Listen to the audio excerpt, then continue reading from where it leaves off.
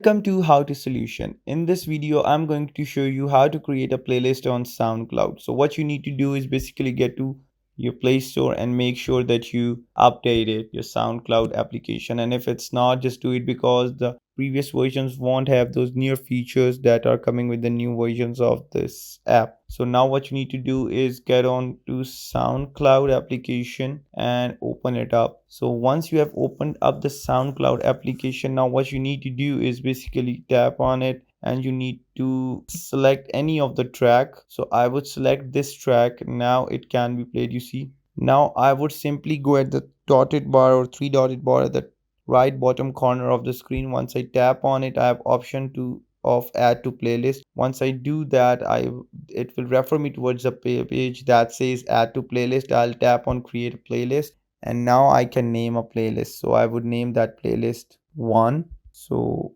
now I would tap save on it. Now it says the track has been removed. Now the track has been added. Now I'll close it. Now I'll get into playlists and now I see that one, and once I get there I see that there's this song there. So this is how to create a playlist on SoundCloud.